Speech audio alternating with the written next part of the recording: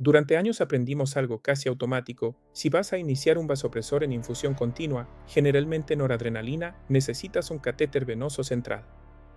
Y honestamente, la lógica parecía sólida. La extravasación de vasopresores en una vía venosa periférica puede producir necrosis. Nadie quiere transformar una hipotensión tratable en una lesión tisular grave. Pero mientras esperamos el central, algo más ocurre. El paciente sigue hipotenso. Y quizás la verdadera discusión nunca fue periférica versus central. Quizás la pregunta correcta es: ¿cuánta hipotensión estamos tolerando mientras resolvemos el acceso venoso? La medicina perioperatoria está llena de conductas moldeadas por eventos raros pero muy impactantes. Eso pasa constantemente en anestesia.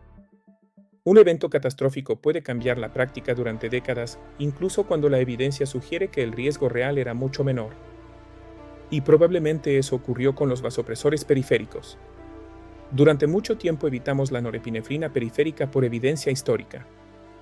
Esa evidencia consistía principalmente en reportes de casos aislados, necrosis, isquemia, lesiones severas. Pero hay un detalle. En una de las primeras revisiones sistemáticas publicada por Loubani y Green en 2015, gran parte de las extravasaciones y lesiones tisulares ocurrían después de muchas horas de infusión y frecuentemente en accesos distales a la fosa antecubital, pero subrayan que se trata de información derivada de reportes de casos.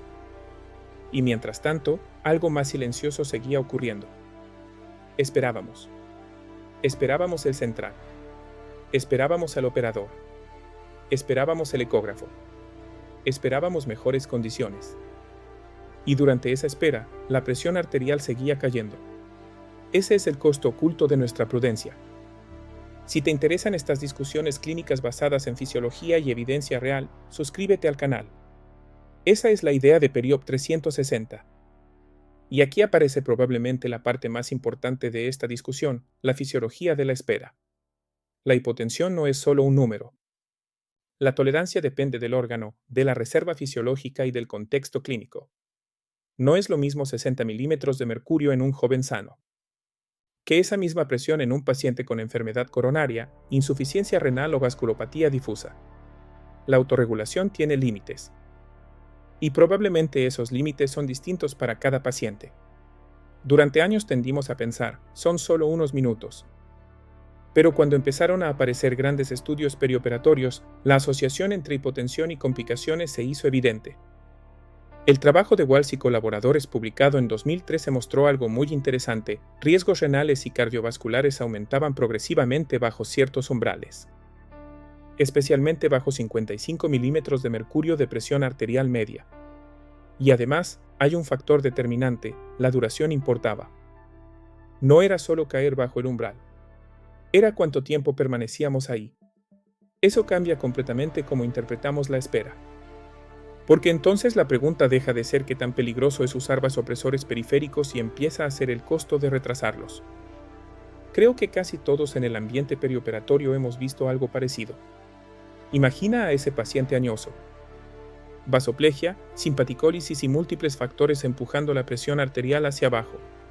Presión arterial persistentemente baja. Alguien dice: necesitamos un central. Y en teoría tiene sentido. Pero pasan los minutos. El acceso no es fácil. El paciente sigue con presión arterial baja. El ambiente empieza a tensarse. Y probablemente nadie en ese momento está pensando realmente en perfusión renal o coronaria. Estamos pensando en resolver el acceso venoso. Esa tensión clínica es real. Y rara vez se discute explícitamente en los congresos.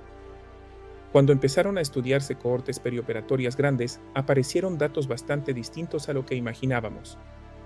Un estudio multicéntrico con más de 14.000 pacientes quirúrgicos que recibieron noradrenalina periférica encontró apenas 5 extravasaciones y ninguna complicación grave. Otro estudio prospectivo mostró tasas bajas de extravasación y ausencia de necrosis. No significa que el riesgo no exista. Existe. Y además probablemente existe subregistro. Pero la magnitud del problema parece mucho menor de lo que históricamente enseñamos. Y hay un detalle clave: los estudios donde la vía periférica parecía segura tenían protocolos de vigilancia bastante estrictos. No era simplemente usar norepinefrina. Había selección de pacientes y vigilancia frecuente del sitio. Y por cierto, si este video te parece útil, dale like. ayuda mucho a que este contenido llegue a más profesionales. Entonces, ¿qué hago hoy en el perioperatorio? Probablemente el cambio más importante no es técnico, es conceptual. Hoy es razonable considerar vasopresores periféricos, generalmente norepinefrina, cuando existe una vía venosa segura y el sitio puede vigilarse. Y cuando no anticipamos dosis muy altas o una infusión prolongada. Idealmente la vía periférica debe ser de grueso calibre y proximal, pero incluso eso es ahora discutible. Por ejemplo, la más importante guía de manejo de sepsis y shock séptico, la Surviving Sepsis Campaign, cambió su recomendación. En 2021 recomendaba una vía venosa periférica en la fosa cubital o proximal a ella. Pero en 2026 señalan que falta evidencia para ser categóricos en ese punto y borraron esa recomendación. Las directrices se han ido diluyendo. El verdadero mecanismo de seguridad no es solo el calibre o la ubicación. Es la vigilancia clínica activa. Punto. Busca palidez, edema o dolor. Sin vigilancia sistemática de todo el equipo, la vía periférica deja de ser una opción. Por supuesto, siguen existiendo escenarios donde el central es la mejor decisión, shock prolongado o múltiples infusiones. O imposibilidad de inspeccionar el sitio, vasculopatía importante o requerimientos de dosis muy altas.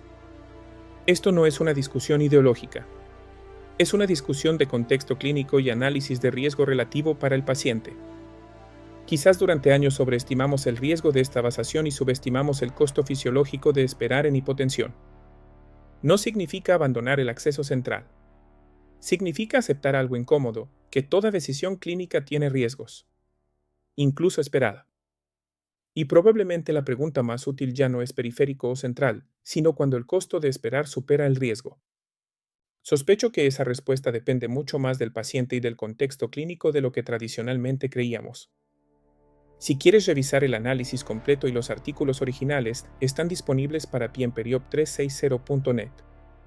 Y si te interesan este tipo de discusiones complejas en el mundo real, considera suscribirte al canal. Nos vemos en el próximo video.